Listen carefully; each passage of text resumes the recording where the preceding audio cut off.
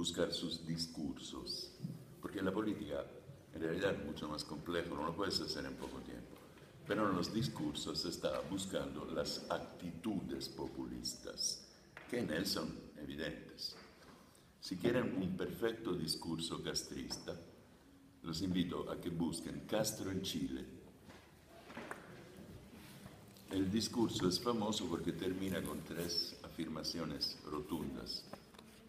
Con la verdad, con la verdad, con la verdad, con la razón, con la razón. Así lo encontrarán también con este título, etc. Y ahí se nota la potencia de un gran actor político. Actor en todos los 2 sentidos. Claro que fue también un líder populista, pero sabemos que fue principalmente marxista, así que el populismo, sobre todo en la descripción de la Clau, le puede quedar o demasiado amplio o demasiado estrecho, claramente. Pero la última vez que nos encontramos, estamos hablando de otro pensador, también argentino, pero activo aquí, Enrique Dussel. Y recuerdo que estudiando 5 tesis sobre el populismo, una obra, como pueden ver, reciente, tiene 9 años, tuvimos 3 definiciones de populismo, dadas por él, muy útiles, y la recuerdo brevemente. Él liga el populismo latinoamericano en el primer momento al intento de proteger una burguesía nacional y una producción nacional. Y el cardenismo figura en esto.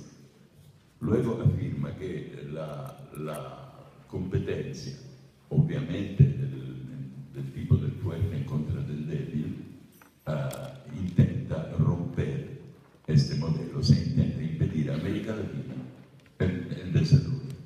Esta lógica, lo repito porque lo dije brevemente en la otra, recuerda mucho la lógica alemana, italiana y japonesa antes de la Segunda Guerra Mundial. La idea es esta: los poderes imperiales nos quitan el espacio vital. Entonces hay que pensar bien en esto, ¿no? La variante latinoamericana, de nacionalismo latinoamericano, anti-yanqui, primero anti-británica, luego anti-yanqui, y aquí México tuvo la oportunidad también de cortar la mano francesa sobre América, como sabemos. Estas cosas los alemanes los tradujeron en el no el mito, la realidad del despojo que le fue impuesto por los ganadores en Versalles. Italia por el mito de la victoria mutilada, y Japón porque hay que recordar que Pearl Harbor es el elemento final de una política de aislamiento económico que Estados Unidos imponía a Japón. La narrativa hace que estos sean los malvados de la historia, pero atención, porque la misma narrativa podrá tener que ver con el destino de Castro, por ejemplo. Ahora, jefes de Estado van a su, dígame. No se oye bien, entonces así se oye mejor. Sí. Menos mal, no me gusta hablar tanto en esto. Parece voz de Transformer. Etcétera. O sea, esto para que sigamos mi pensamiento final sobre la plasticidad del populismo, que se adapta, y esto gracias a la Clau lo entendemos bien, a situaciones aún ideológicamente, históricamente diferentes. Segundo, el pseudopopulismo, epíteto peyorativo, etcétera, etcétera. Esta es obra de los Estados Unidos, según Dussel.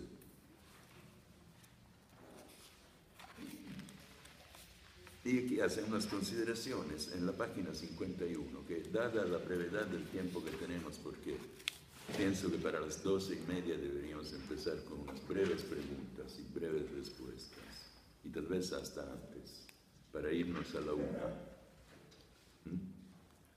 Entonces, quisiera brincar cosas. Aquí es una interpretación del modelo norteamericano de desarrollo económico, aquí, viendo las burguesías locales como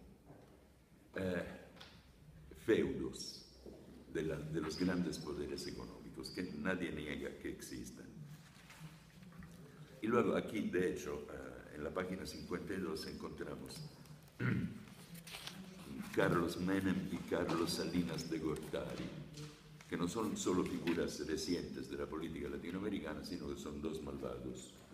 Cuando yo llegué aquí, a vivir aquí, un día antes de la devaluación, inmediatamente empezó a aparecer una especie de monstruo que era como el chupacabras, exactamente. Y luego este chupacabras lo identificaron con el presidente Salinas. Lo mismo se puede decir de Menem en Argentina. ¿Qué pasó? ¿Cuál fue el neoliberalismo? En realidad se hizo mal, no se hizo con criterios económicos.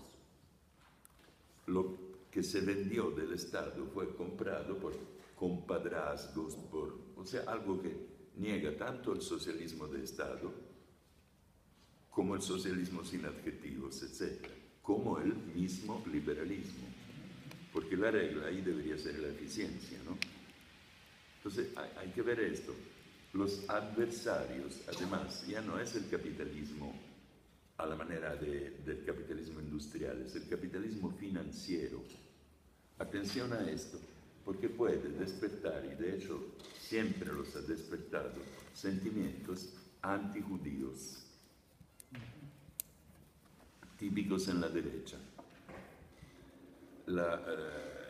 Excluyendo evidentemente a Japón y tomando como ejemplo Alemania nacionalsocialista, lo protegido aliado por el régimen era la industria pesada, no evidentemente los bancos. ¿Me explico? Y la expropiación de los judíos fue también esto. Entonces, cuidado, porque quisiera terminar esta observación diciendo lo siguiente. Hay un antijudaísmo también en la izquierda, tan viejo como Proudhon, y que podemos encontrar en uno de los ensayos de Marx, que quién sabe por qué nunca se estudian, sobre la cuestión judía. Vayan a verlo, es un ensayo juvenil. Ahí presenta a los judíos como usureros, banqueros, etc. Un tema que es también de la derecha. Aquí en México hay poquísimos judíos y los pocos que hay son liberales. Escriben en buenos periódicos, están presentes en el mundo de la comunicación, o sea, están muy bien aquí. No se puede decir lo mismo de Europa. Luego,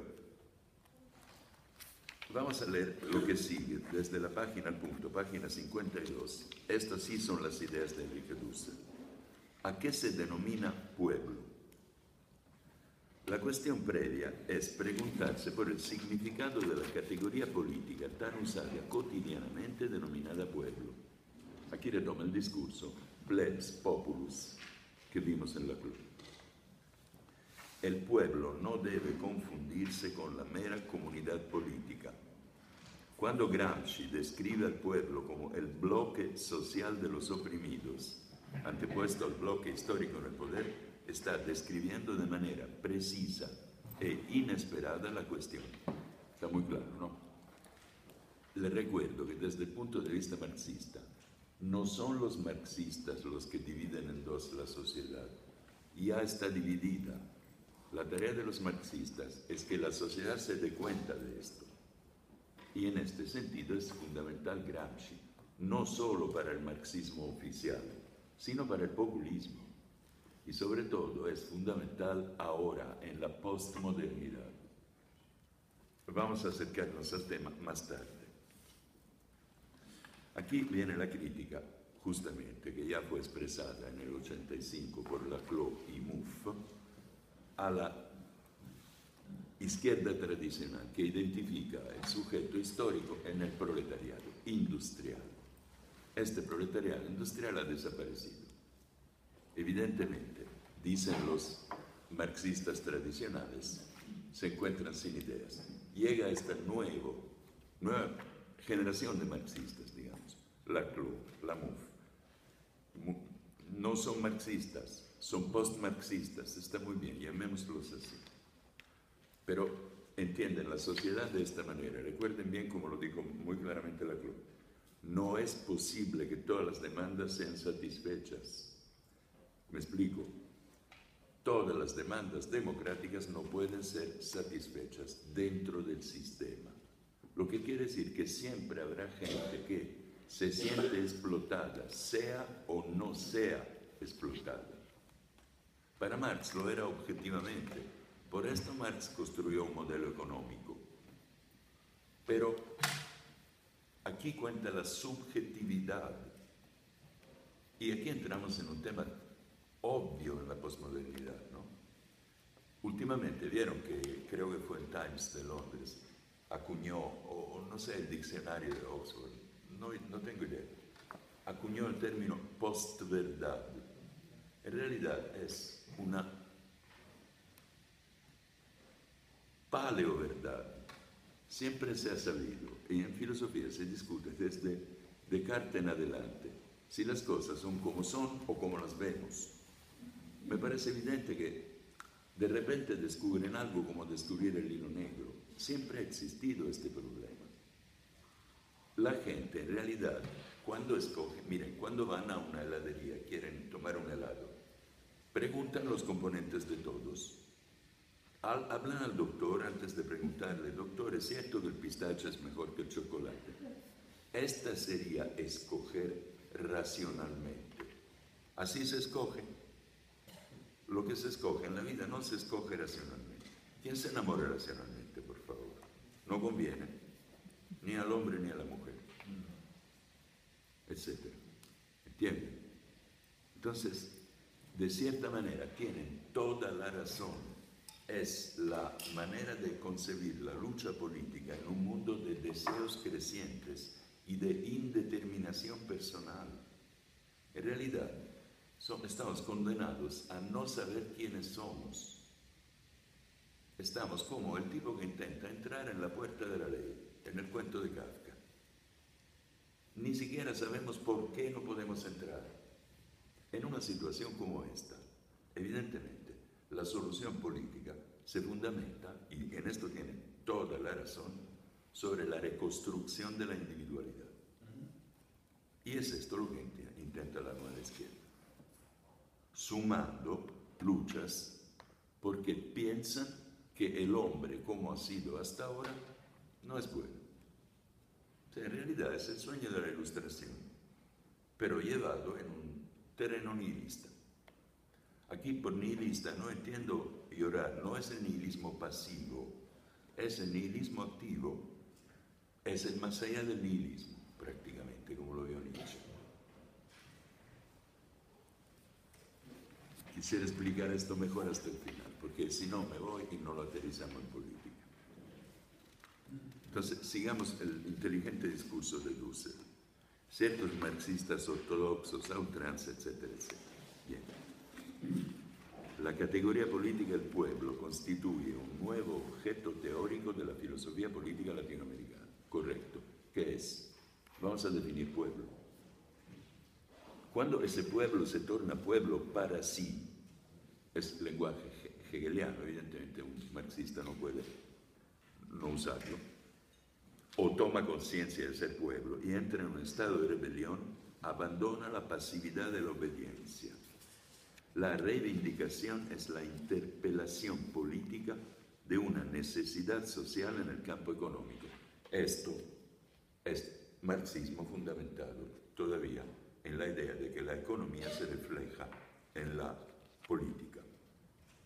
O, interpretado de la forma más extrema, como lo escribió abiertamente Marx, el gobierno es el consejo de administración de la burguesía. ¿Sí? Este reduccionismo marxista del momento político al momento económico, evidentemente, funciona poco ahora. En Dussel encontramos elementos de marxismo tradicional y elementos de postmarxismo. Es una interesante mezcla.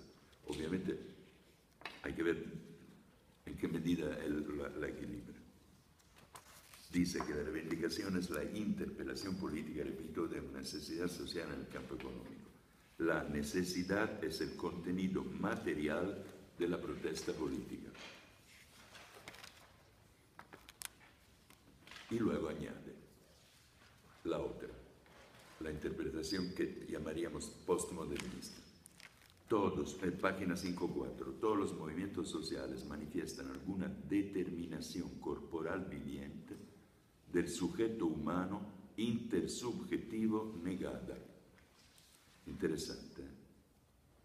Determinación. En la traducción tanto italiana como castellana, determinación quiere decir necesidad provocada, por ejemplo, por un actor que es parte de un juego. Pero este juego es necesario. Sabemos que necesario es lo opuesto de contingente en política, en Aristóteles. Bien.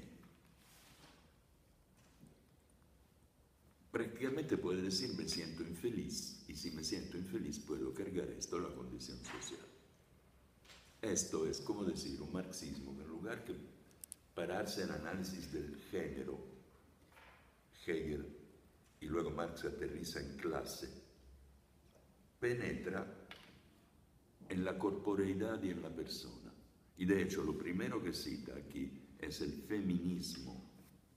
Y el feminismo es la filosofía de la apropiación de la persona femenina. Yo creo que tiene momentos diferentes, ¿eh? El feminismo como nació en el siglo XIX y cuando en mis tiempos todavía era fácil sonreírle y ser solidarios, reivindicaba la igualdad de derechos. O sea, se trataba de una ofensa a la persona humana, no a la hembra, en cuanto tal. Y ahora pasamos a otra determinación de lo femenino, mucho más compleja.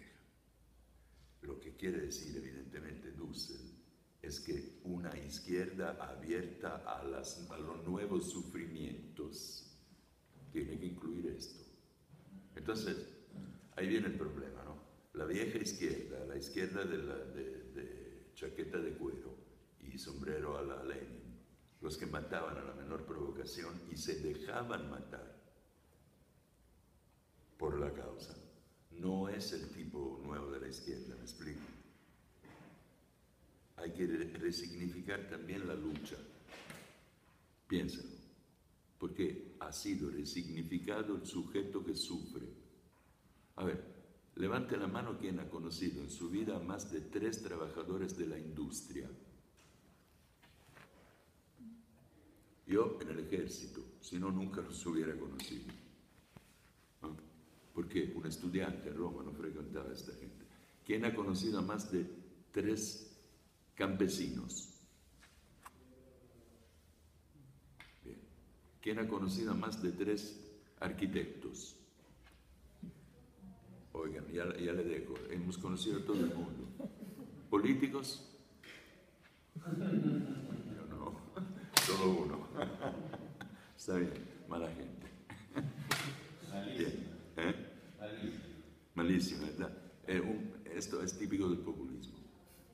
Lo más fácil, identificar el enemigo en el político, es obvio. Obvio, ¿por qué? Sentimos que la democracia ha sido traicionada precisamente porque no nos sentimos representados. Es como si nosotros deseáramos A y ellos entendieran B. Sí. De aquí el populismo puede prender muy fácilmente. ¿Saben qué es lo fino de la clave, entre otras cosas? Haber entendido el populismo es latente, es una especie de activación de arquetipos, diría Jung, con inflación relativa, el arquetipo del jefe, el héroe. ¿Es esa la plasticidad de la que hablaba? ¿Es esa la plasticidad de la que hablaba hace rato? Sí, pero yo anticipo mi interpretación. Y de hecho, antes de que se me olvide, porque luego se me olvidan cosas, busquen en la red una película que se llama Prueba de Orquesta, de Federico Fellini.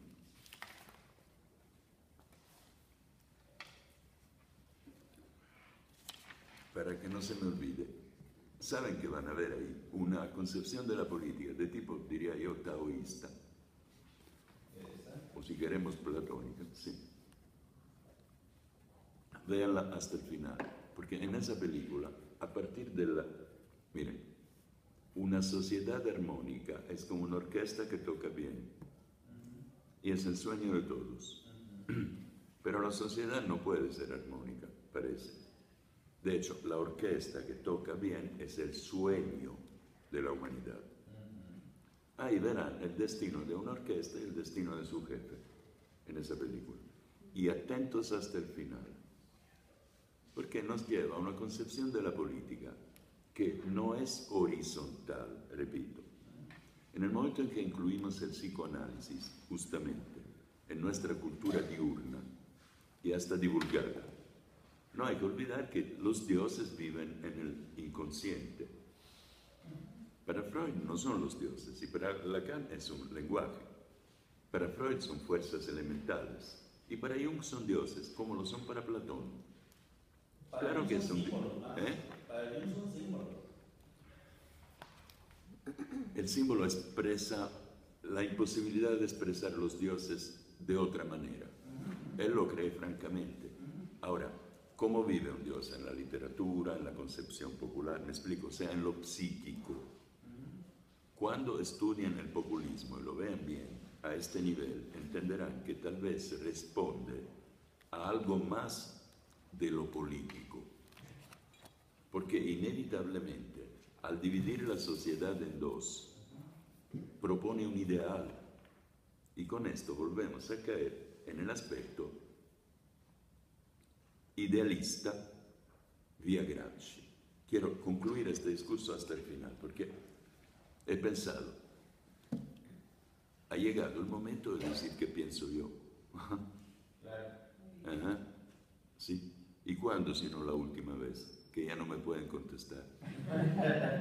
Y decirme, no es cierto, porque ya no dispongo de aparato represivo. Desgraciadamente. Oh, atención, ahora empieza con una definición muy aguda. Todos los movimientos sociales, la diferencia, quiero volver sobre esto, no suman toda la población que constituye el pueblo. El pueblo es mucho más, pero esos movimientos son el pueblo para sí, son la conciencia del pueblo en acción política transformadora. Si lo vamos a traducir en términos así, de pesar, quiere decir que una minoría es más que una mayoría, porque la minoría tiene una idea, un ideal, una identificación progresiva. Y en cambio, la mayoría numérica es presentada como 1 más 1 más 1 más 1 más 1. Como en la famosa teoría de Proudhon sobre la explotación. Muy inteligente. Y presta otra vez una idea precisa. La democracia no se hace votando. La democracia, cualquier régimen político, no tiene nada que ver con el voto. Empieza antes en la conciencia, en lo que la gente cree. Se trata de hacerlo lúcido y llevarlo a conciencia política. O sea, en realidad, repetir la ética política de los griegos. Como lo dice Tucídides, lo hace decir a Pericles en el famoso discurso. Aquí en Atenas, quien no se ocupa de política es un inútil. Esto está bien, ¿no? Es el ideal de Occidente. Por esto, todo esto es respetable. Sin embargo, lo que está diciendo es, miren, la diferencia. ¿Recuerdan la primera paradoja que vimos, la primera interpretación que dimos de Laclau?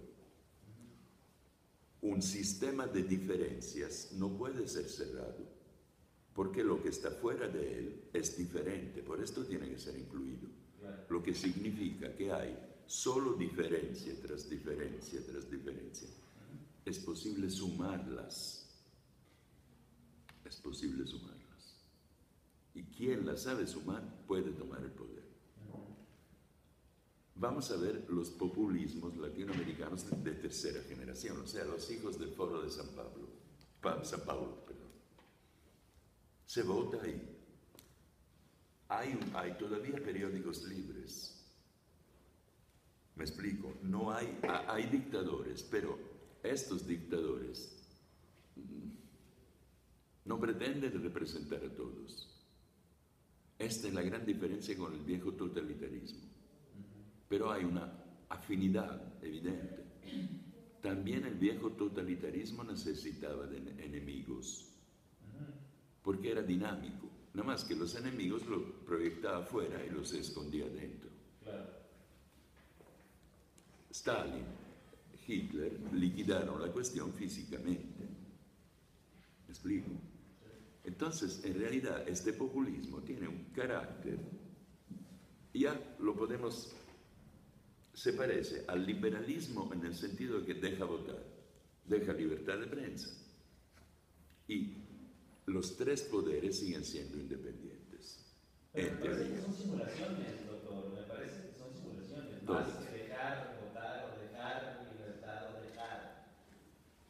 Quiero decir, es un atentado contra mí. Es un atentado.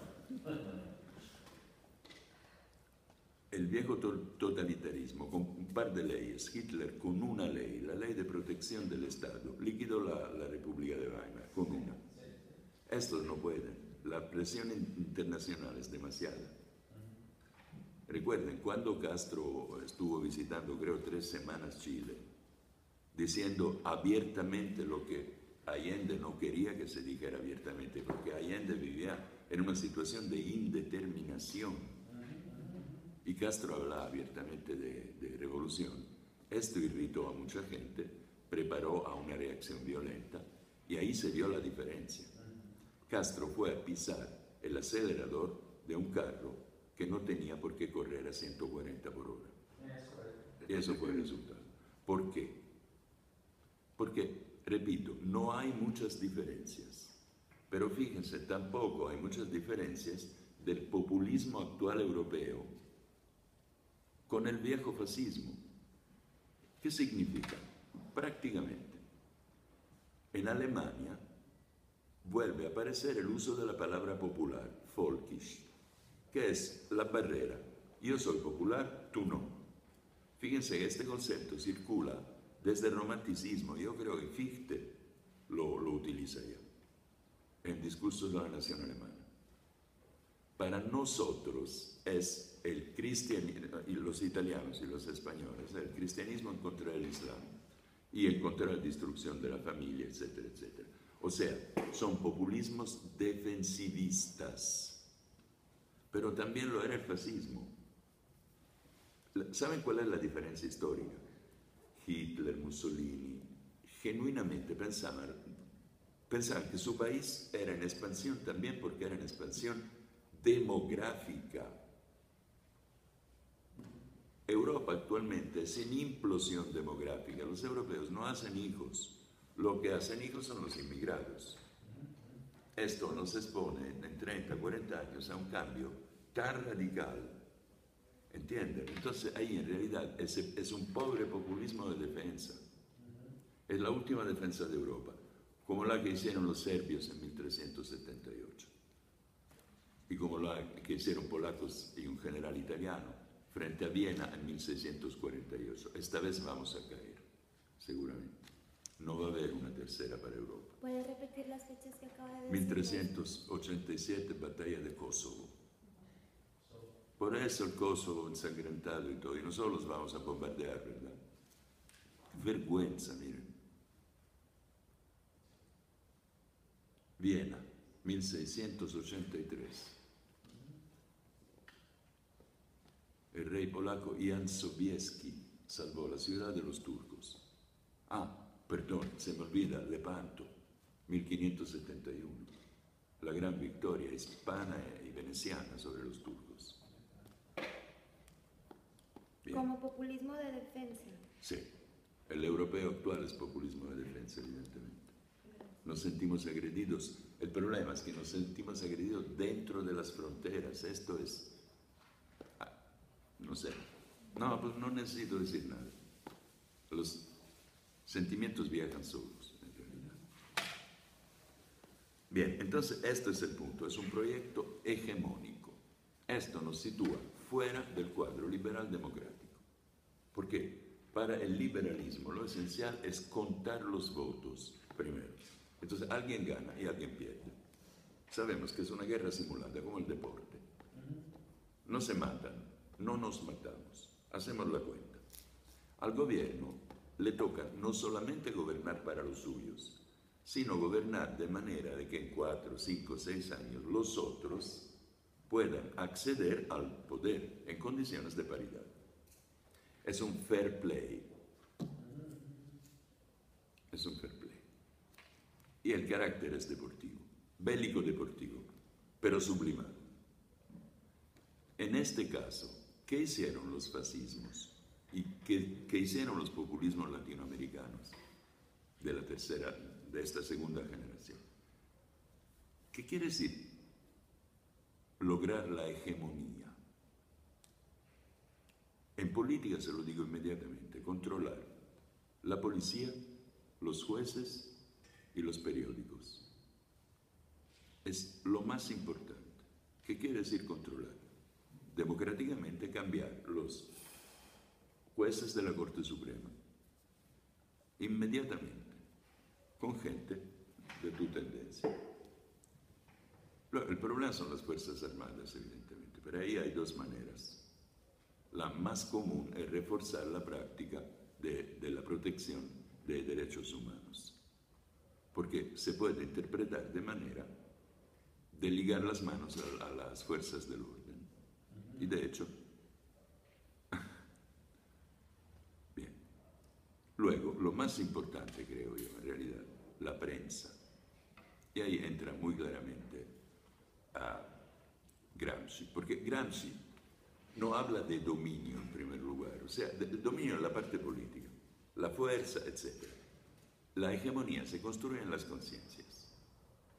Esto es el punto. Entonces, esto también Dussel, justamente citando a Gramsci, recuerda este aspecto fundamental de la izquierda. Yo tengo el privilegio de ser el más viejo aquí, entonces déjenme que les diga una cosa. Yo viví el periodo de la Guerra Fría. Y el periodo de la Guerra Fría quería decir propaganda política. Le recuerdo una cosa que luego, cuando uno la lee, no se la cree.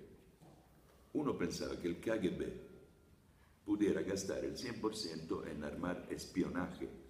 No, gastaba el 80% del presupuesto en propaganda, comprar periodistas, alabar escritores, financiar determinados cursos de estudio, etc. Es muy democrático, muy bien.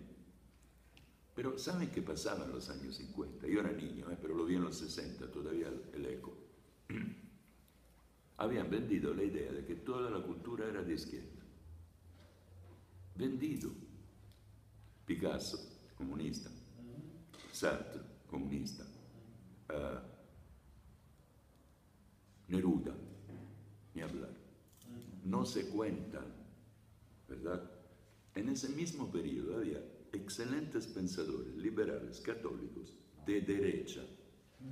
Les recuerdo que durante años no se pudo ver en público a Heidegger y que fue encarcelado Schmitt, que de hecho escribió una bellísima cosa, Ex captivitate libertas, la libertad desde la cárcel, gracias a la cárcel, este es el sentido.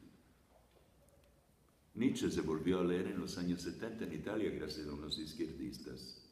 Si no, por culpa de Croce y de los marxistas, Nietzsche era perro muerto. Esto fue una sutil dictadura, que en el 68 luego explotó, ¿no? Porque, evidentemente, miren, a mi generación nos vendieron como un libro inteligente, un pequeño libro de Mao, hecho para masas iletradas, que él levantó en contra de la nueva burguesía del partido. ¿Me explico? Eran cosas ilegibles, de una tontería extraordinaria, elementales. Pero nosotros, en lugar que leer a Kant, no sé, bueno, gracias a Dios leímos también a Marx, pero solo a Marx, y luego solo a Marcuse. Esto es el efecto de una hegemonía. Tendría más cosas que decir.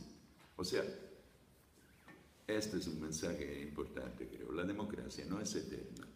Nada es eterno, ni siquiera el amor. Lo dice también José José, ¿no? Esa bella canción. la democracia se puede echar a perder, así como la historia. Miren, ¿quién iba a creer que esta era la segunda invasión barbárica? Es igual. Si nosotros nos olvidamos de leer la historia, no entendemos cómo empezaron estas migraciones. Estas no son infiltraciones de gente que busca trabajo. Es una migración de pueblos. Una cosa que en 100 años contarán. Nosotros la estamos viendo. ¿Entienden cómo queda chico todo lo tradicional para interpretar esto? Entonces yo digo, sí, es el momento del populismo. Tanto de izquierda como de derecha. Evidentemente. Porque nos encontramos en un mundo tan fluido que nada sólido lo puede contener, literalmente. Ninguna doctrina fundamentada en la verdad. Entonces yo quisiera recordar lo que decía Max Weber, ¿no? En nuestro mundo, decía, en 1920, casi hace 100 años, nos queda refugiarnos en la fraternidad de las relaciones personales o aceptar que en política existe una lucha politeísta, valores irreductibles unos a los otros. Y esto se lo debemos otra vez a los populistas. O sea, el ocaso de la liberal democracia es también el ocaso de la razón fuerte de la Ilustración. Ha llegado el momento verdadero de la modernidad. Tardía, no sé, probablemente de la posmodernidad. Esto lo refleja perfectamente. Doctor, ¿es posible un totalitarismo en Latinoamérica con el ingrediente del populismo y un nacionalismo radical? ¿Es posible? Totalitarismo en Latinoamérica no lo veo posible, porque necesita de... Vamos a ver, cuando se examina el totalitarismo se parte por Europa. El único que se le acercó verdaderamente es el nacionalsocialista. Una de las motivaciones es Lutero, que enseñó a los alemanes a obedecer al poder, porque todo el poder, dice Pablo, viene de Dios. Romanos 1:13. Segundo, los alemanes tenían radio, leían periódicos, la población urbana tenía mucha presencia. Entonces ahí el totalitarismo pesca fácilmente. ¿Por qué? Pesca fácilmente porque la gente la convence, ¿no? Lees periódicos. En Italia no hubiera podido, era muy, muy pobre el país. O sea, luego, otra, yo creo que esto es importante, lo que se llamó nacionalización de las masas. En Alemania ya se ve por medio de la escuela. Italia, para nacionalizar sus masas, tuvo que inventar el italiano, que es un invento de escritores, y tuvo que hacer la Primera Guerra Mundial con un ejército de masa, donde napolitanos, milaneses, romanos, sicilianos, peleando juntos, miren, perfectamente adherente al populismo, te defines con el enemigo. La nacionalización de las masas italianas empezó en la Primera Guerra Mundial, y luego el fascismo aprovechó de esto, la ganó. En Latinoamérica no lo veo posible, ustedes son demasiado anarcoides. Ustedes tienen un anarquismo familista, familismo anarcoide.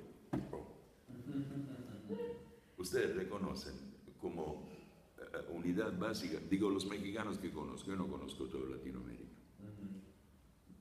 Me permito decir esto, su unidad no es el individuo, es la familia. Quien cae fuera de la familia es como un acróbata fuera de la red. Desconfían los unos de los otros, basta ver cómo manejan. Totalmente. Yo solo aquí veo que se pone la direccional a la derecha para que el otro no pase, o pensando que el otro te va a pasar primero tú. Es evidentemente antisocial. Cuando manejas en Estados Unidos y te ven que te acercas para entrar, te dan espacio. No porque sean buenos. Se llama disciplina, organización. Aquí son todos indisciplinados. En realidad, también en Italia, el fascismo no disciplinó nada, solo a los fanáticos. Pero Mussolini enamoró a todos. si les interesa estudiar esto atentamente, los líderes populistas tienen una doble vida erótica. O matan regularmente a sus mujeres. Antes dije 2 víctimas de Perón. Una víctima de Hitler, la sobrina, que se suicidó. Y luego, por no hablar de Eva Braun, más víctima que esta. La mujer de Mussolini fue la excepción. Ella se tiró frente a la ráfaga para protegerlo con su cuerpo. Ella fue acribillada primero que él. Es una cosa bellísima, ¿no? La mujer, el hombre más valiente del régimen fue una mujer. Muy italiano esto. Es difícil explicarlo fuera de la psicología de los pueblos. Stalin era otro matador de hijos y hijas, esposas y cosas por el estilo. ¿Qué quieren que les diga? De ahí lo esquizofrénico y masoquismo de nuestras culturas.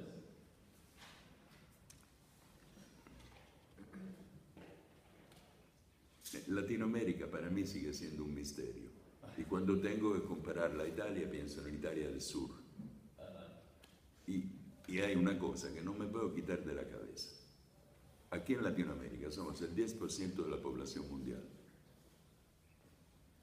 Pero se comete el 33% de los homicidios mundiales. O sea que para cada habitante de la otra parte del mundo hay 3 asesinos en Latinoamérica. ¿Cómo es posible? ¿Qué explica esto? Uno dice, bueno, llegaron los españoles a sangre y fuego, pero llegaron sobre poblaciones que se hacían sangre y fuego constantemente entre ellas. La guerra era lo preferido suyo. La guerra florida, por Dios, para el sol y todo. ¿Cómo van a decir que nosotros los cristianos trajimos aquí los indigenistas, ya saben, la papamaya, o sea, Pachamama? Yo pensaba era algo que se comía. No. Bien.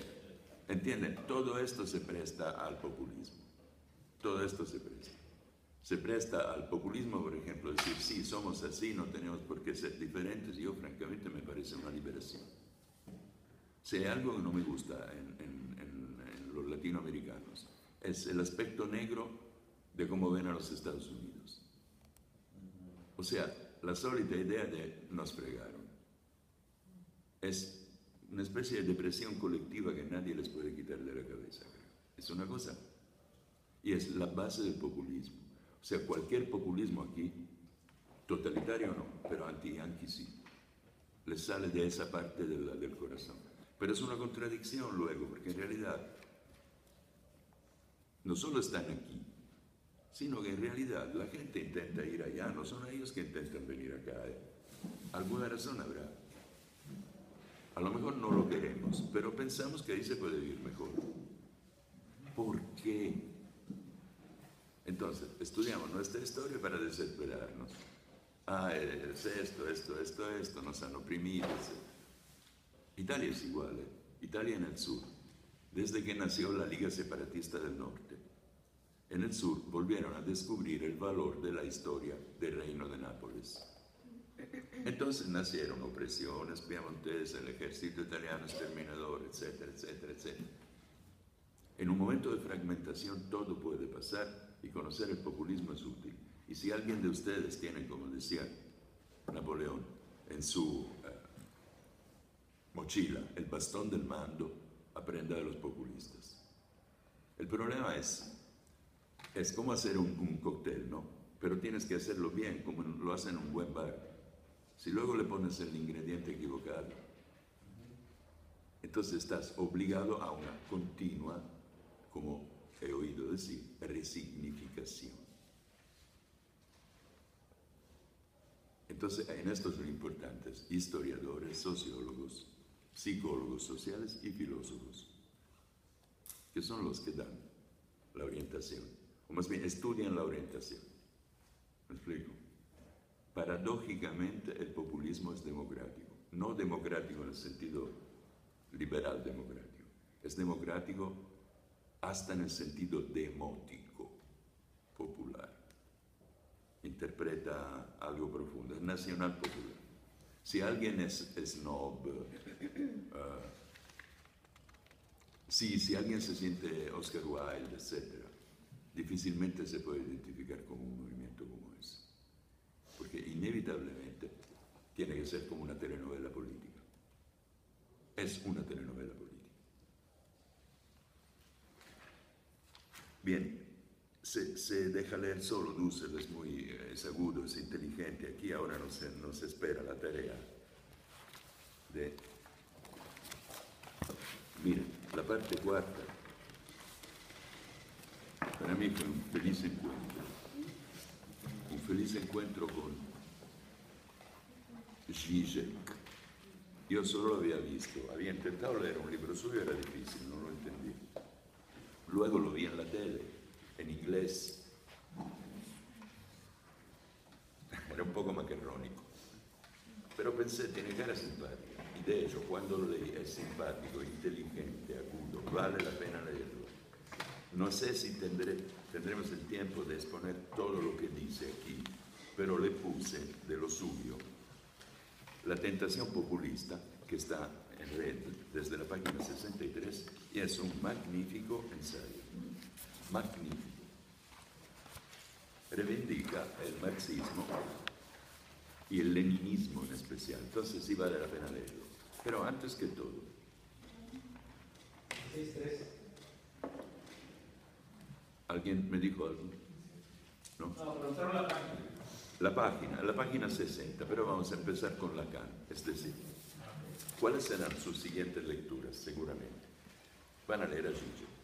Y aquí vamos a enfrentarnos con Zizek en primera instancia. Pero es importante que conozcan lo básico de las ideas que están alrededor, digamos como ideas satélites de Laclau.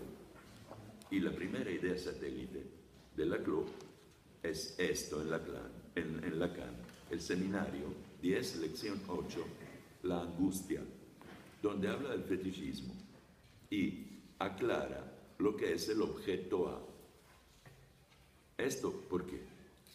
Puesto que estos profesores de grandes universidades utilizan un lenguaje especialista, lo que tenemos que hacer nosotros es ir a ver qué entienden, ¿no? Bien. Primero niega relación del objeto A con la tradicional tesis de la apetencia, Platón, o la apetencia en Hegel, en Begierde, o de la apetencia en Schopenhauer, que es, o en Aristóteles, es el objeto que te arrastra. Recuerda, como el Dios de Aristóteles, ¿no? Nosotros nos movemos hacia Él. Él se ama a sí mismo, no nos ama a nosotros. Bien, aquí aterriza genialmente la cuestión desde la lingüística del significante vacío que hay que rellenar constantemente al erotismo de la simbólica del fetichismo. Entonces, miren, en el objeto A minúscula, ese objeto que no hay que situar en nada que sea análogo a la intencionalidad de una noesis, es el lenguaje de Husserl, evidentemente, la fenomenología, que no es la intencionalidad del deseo, es el hacia dónde la intencionalidad del deseo. Ese objeto debe ser concebido como la causa del deseo. Y para retomar, bueno, y metafóricamente, está detrás del deseo. Detrás del deseo quiere decir que cuando el deseo alcanza algo, esta cosa sigue no alcanzada. Y esto provoca el desliz de significados. Por esto, el mismo fetichista se puede enamorar de 30 pares de zapatos en 15 mujeres diferentes. Y luego introduce la lección, etc. Esto se lo puse porque si les interesa la vayan a citar. No es por azar que me serviré del fetiche como tal, donde se devela esta dimensión del objeto como causa del deseo. Pues no es el zapatito ni el seno ni nada en lo cual encarnen ustedes el fetiche, lo que es deseado. Pero el fetiche causa el deseo que va a engancharse donde puede. Sobre aquella de la que no es absolutamente necesario que sea ella la que lleve el zapatito. El zapatito puede estar en sus alrededores. Tampoco es necesario que sea ella la que lleve el seno. El seno puede estar en la cabeza. Llegamos a nuestro tercer punto, el que concierne justamente a esta posibilidad de manifestación del objeto A como falta. Siempre, falta permanente. Magnífico, ¿no? Uno no se da cuenta cómo esta gente, a través de la lingüística, del estudio del discurso del inconsciente, esté describiendo nuestra situación moral, actual, política, como personas también. Esto en realidad nos podría llevar a criticar de manera más airosa la fuga hacia galerías de estos días, el Black Friday y cosas por el estilo. Es evidente que el deseo no puede ser llenado. O sea, vamos a una ilusión, queda muy claro. Ahora, digo yo, no vale más la pena hacerse una ilusión en política, cuando menos es una buena causa, que comprando zapatos sin la mujer dentro. ¿Me explico? Queda claro. El deseo puede tener una orientación. De hecho, cuando Freud estudia las pulsiones, distingue las pulsiones de los instintos, porque las pulsiones son plásticas. El instinto no, siempre busca lo mismo. Entonces, esta gente nos ha acostumbrado a vernos ya no como sujetos que tienen que parecerse a Dios o esforzarse o contemplar a Dios. Como desde Platón, Aristóteles en adelante ha sido nuestra cultura, hasta la modernidad. Ahora justamente, y en esto tiene toda razón, tiene razón Foucault, tuvo razón Marcuse, lo privado es público. Pero esto naturalmente puede llevar a aberraciones. ¿Me permiten expresar un punto de vista? Si un hombre pega a una mujer, según el código normal, el tipo ha hecho violencia de persona a persona, sin distinción de género. Atención, de género. Las nuevas leyes protegen al género. ¿Cómo lo protegen? Aumentando las penas con respecto del derecho normal, no anterior, digamos. ¿Correcto? El supuesto es que Antonio, yo nunca le he pegado a una mujer, que Antonio le pega a Antonia, no porque Antonia hizo algo como Antonia, sino porque Antonia no hizo nada, es mujer, porque para hacer no hay que hacer nada, ¿eh? Me explico. Esta es una hiperprotección. Dejen la hiperprotección. Nace del supuesto de que yo no le quiero pegar a un individuo, sino a todas las mujeres. ¿Cómo? ¿Cómo lo pueden comprobar? No se comprueba. Y si no se comprueba, es una ley totalitaria. Ah, otra. Disculpen, pero esta es gruesa, yo no lo sabía. La Constitución argentina incluyó el delito de lesa humanidad en el 95, después de la guerra civil y de la represión militar, y le dio valor retroactivo. ¿Entienden qué es esto? La retroactividad es una cosa que desde el derecho romano está fuera del derecho. O sea, si ahora me tomo esto y en media hora nace una ley que dice tomarse una taza de café es ilegal, a mí, por haberlo hecho antes, me pueden meter en la cárcel. Hay un caso en la historia que contó un director griego, Costa Gavras, creo, una bella película. El régimen de Vichy, con tal de deshacerse de opositores políticos, hizo una ley retroactiva. ¿El de Siria? Vichy, la Francia de Pétain, la parte colaboracionista, no, la parte de Francia que los alemanes no ocuparon, pero que dejaron bajo un régimen clérico-fascista, más bien nacional-fascista. Entonces, son aberraciones. Certo, sí, se puede producir un totalitarismo, ¿no? Es que gracias a Dios aquí nadie lo tomaría en serio. O sea, en la mente de las Naciones Unidas, la idea de imponer a todos los países sesiones, o sea, te doy toneladas, como dijo, creo, un político español, toneladas de soberanía a la Unión Europea, toneladas de soberanía a la ONU. Perdemos nosotros, estamos perdiendo el derecho de saber a dónde van nuestros votos para unas burocracias. Claro que la situación para es muy fácil para el populismo. Fácil. Para el populismo de derecha es muy fácil. Para el de izquierda no sé, porque la agenda de la ONU es una agenda de izquierda, o más bien, de las que se suman al populismo de izquierda. El feminismo, aquí el indigenismo, la lucha de los colectivos, LGTB o LGTB, no me recuerdo. Pero es real o es aparente, a mí se me hace simulada. Es simulado que la gente se lo crea, seguramente porque son cosas que van contra de los fundamentos de nuestra cultura. Pero la intención sí la hay. O sea, en un Estado laico, el Estado no tiene que enseñarte la ética. Tiene que enseñarte la matemática, la filosofía, pero no la ética.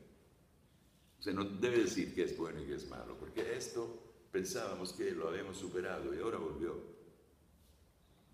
Pero, repito, la pregunta me gustó muchísimo, señor.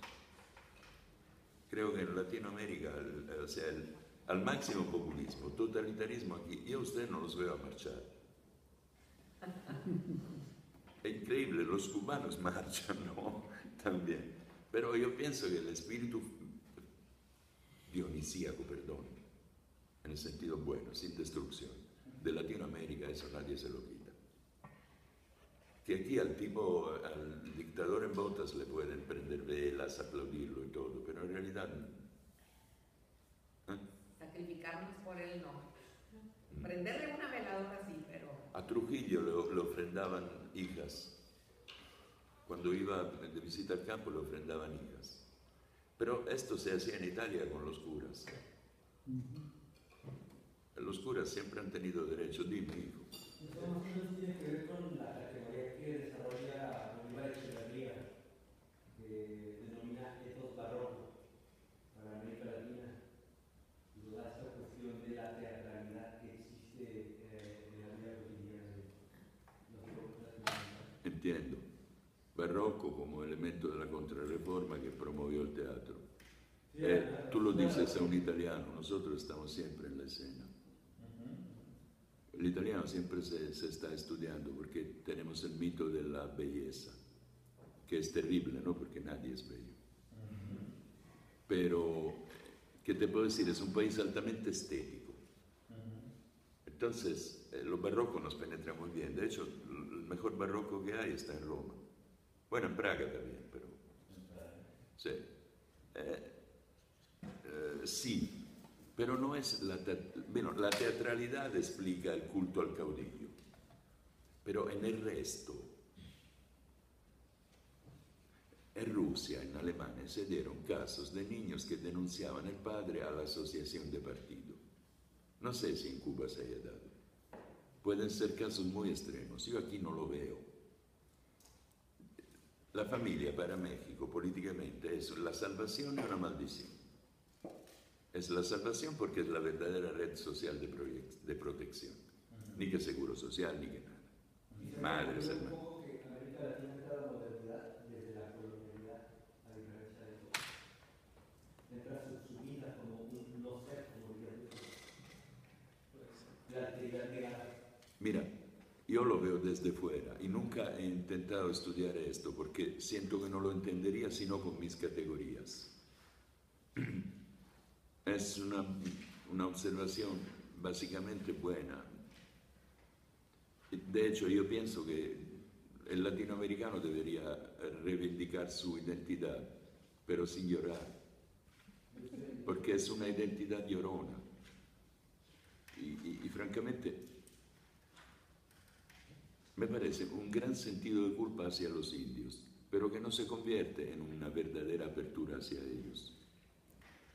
Es como si uno cargara con una culpa infinita. Entonces, Entonces, esta culpa le impidiera ver cosas.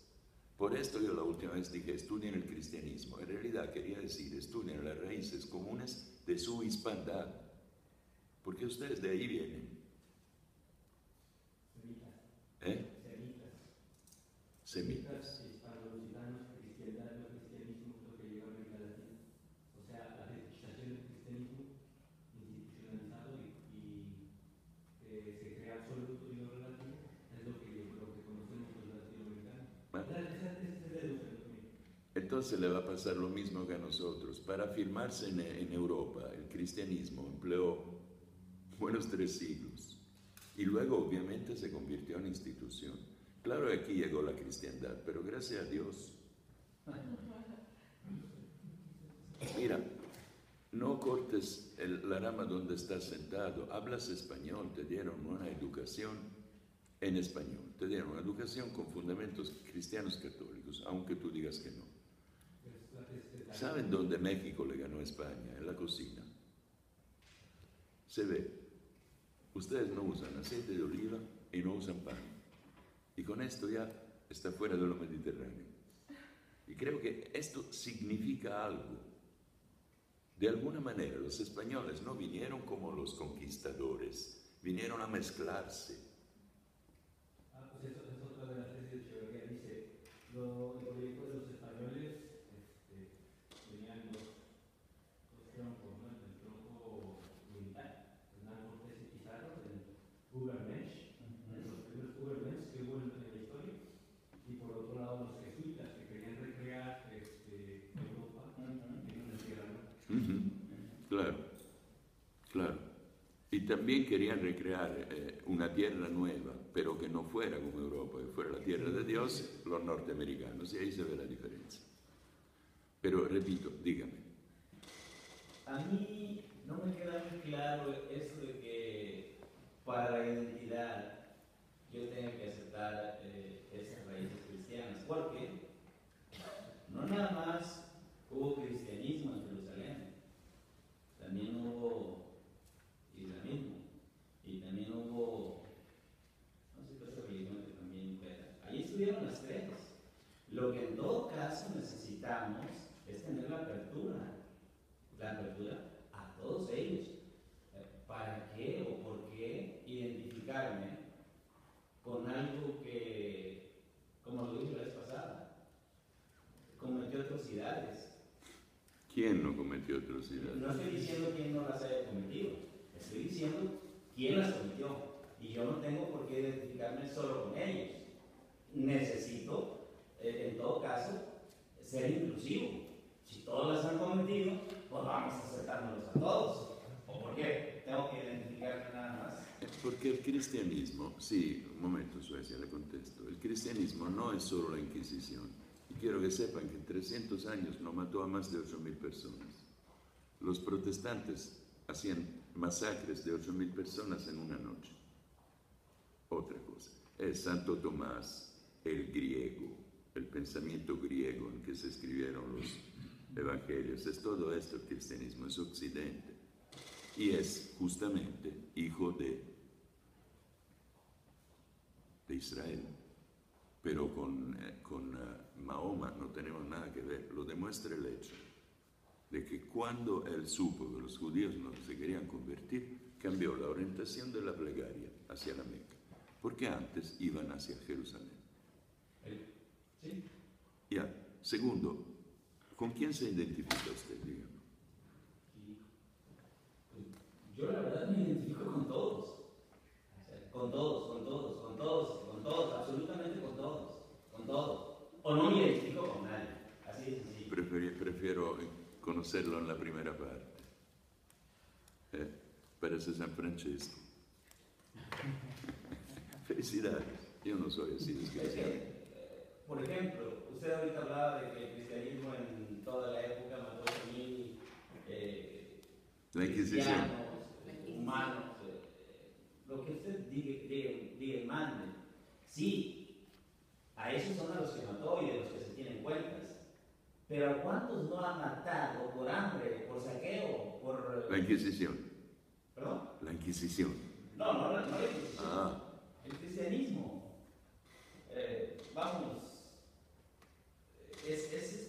estoy hablando de una cultura, no de una religión. No estoy invitando a nadie a que se convierta. No. Nada más que entienda que toda nuestra cultura tiene fundamentos cristianos y que los descubra allá, es todo. No es una cuestión moral. Por parte del libro de historia general de la Iglesia de América Latina, son unas 700 páginas de luz. Ahí viene todo ese trabajo de los 12. Cuando tenga tiempo para leer 700 páginas corridas, verás que no era. Suecia, ¿qué me quieres decir? Suecia. Sí. Cristianismo viene del área del judaísmo, islamismo y demás. Pero el que ganó fue el cristianismo, punto. ¿Por qué? Porque tenemos centros cristianos, tenemos cruces en todos lados, tenemos nombres de María, José, Juan en todos los benditos lados, Es algo que se puso en la cultura, aunque no creas, aunque no te agrade los antecedentes de la iglesia, es algo que ya está ahí de favor. Basta con derechos humanos. Es básico. En realidad debería fundamentarse en la compasión, en el agape cristiano. Pero se fundamenta en la ley, eso que lo hace odioso. Porque si tú a una persona mínimamente la respetas, no se necesita la Comisión de Derechos Humanos. Claro, la Comisión de Derechos Humanos trabaja en contra de los excesos del Estado contra el ciudadano. Pero luego los excesos los cometen otros privados que son un verdadero Estado y controlan enteras provincias y ahí no se puede hacer nada. Esto jurídicamente es correcto. Mira, es esto. Cristianismo quiere decir Atenas y Jerusalén. Esto es lo nuestro. El resto se desarrolla, etcétera, etcétera. Pero sí, no sé, lo que pasa es esto. Yo creo que en momentos de la vida la gente tiene que romper. O vamos con Nietzsche, que es más fácil que hablar del Evangelio. Primero camello, y ya nos cansamos de arrastrar pesos. Luego león, queremos destruir los valores. Y al final habría que poder ser niños, creadores de valores, así como si se pudiera jugar. Creo que este en parte es el sueño de la modernidad y creo que es un sueño. Sí, los hombres jugamos, pero nos gusta jugar con la sangre también. Esta es una demostración. Miren, permítanme seguir esto, la pausa, 11:30. ¿Saben qué?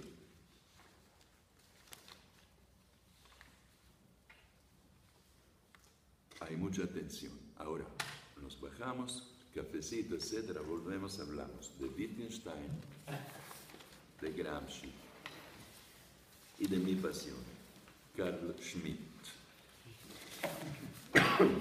Mouffe se la pueden leer sola porque sobre Mouffe, fino el libro, Vamos a hacer consideraciones y de Zizek vamos a comentar cosas importantes porque es importante él.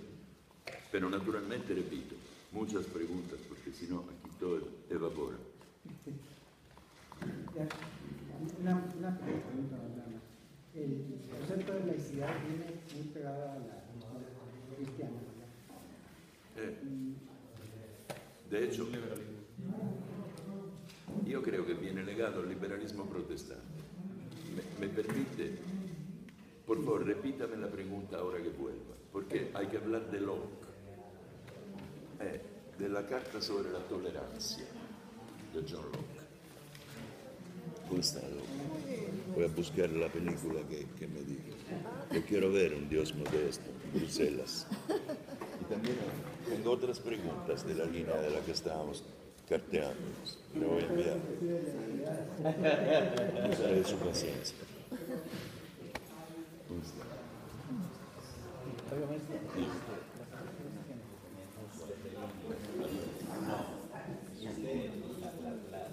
¿Alguien sabe cómo se para?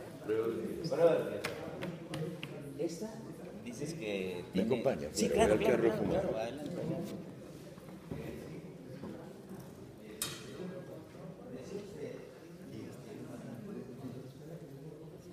¿Ustedes, jóvenes, no saben cómo se detiene esto? Porque no sé dónde se fue esta niña. Sí, Entonces, para De que ese no esté botón grabando. rojo, me duele.